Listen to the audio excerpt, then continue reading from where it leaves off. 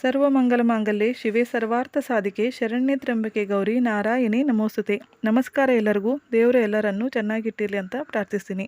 ನಾವು ಸ್ನಾನ ಮಾಡಿದ ಮೇಲೆ ಮೊದಲು ನೆನಪಾಗೋದು ಟೀ ಮತ್ತು ಕಾಫಿ. ನಮ್ಮೆಲ್ಲರ ಬೆಳಗಿನ ಪ್ರಾರಂಭ ಟೀ ಕಾಫಿಯಿಂದಲೇ ಆಗುತ್ತೆ.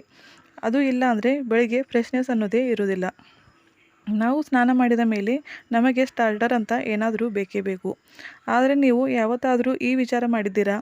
ದೇವರ ಪೂಜೆ ಮಾಡಿ ಧೂಪ ದೀಪ ಬೆಳಗಿಸಿ ನಾವು ಕೈ ಮುಗಿದರೆ ನಮ್ಮ ಕೆಲಸ ಆಯಿತಾ? ಖಂಡಿತವಾಗಿಯೂ ಇಲ್ಲ. ದೇವರಿಗೂ ಕೂಡ ನಾವು ನೀರು ಮತ್ತು ಸಕ್ಕರೆ ನೈವೇದ್ಯವನ್ನು ಬೆಳಿಗ್ಗೆ ಇಡಬೇಕು. ಸಣ್ಣ ಗಾತ್ರದ ತಾಮ್ರದ ತಂಬಿಗೆ ಮತ್ತು ಬಟ್ಟಲು ಮಾರ್ಕೆಟ್ನಲ್ಲಿ ಸಿಗುತ್ತೆ. ಅದನ್ನು ನೀವು ಖರೀದಿಸಬಹುದು.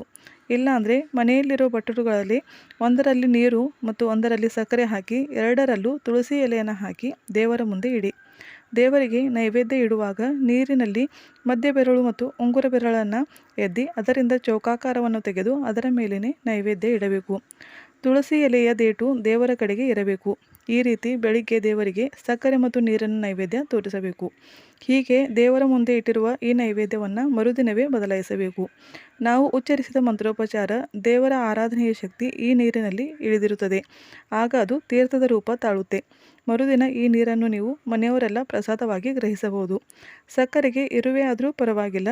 ಅಸಂಖ್ಯ ಜೀವಿಗಳಿಗೆ ಅನ್ನದಾನ ಮಾಡಿದ ಪುಣ್ಯ ಇರುವೆಗಳು ಸಕ್ಕರೆ ತಿಂದರೆ ಲಭಿಸುತ್ತದೆ.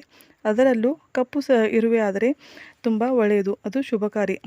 ನೀವು ಕೂಡ ಈ ನಿಯಮಗಳನ್ನು ಪಾಲಿಸಿ ಒಳ್ಳೆಯ ಫಲಗಳನ್ನು ನಿಮ್ಮದಾಗಿಸಿಕೊಳ್ಳಿ. ಶುಭವಾಗಲಿ. ಬೈ. Take care.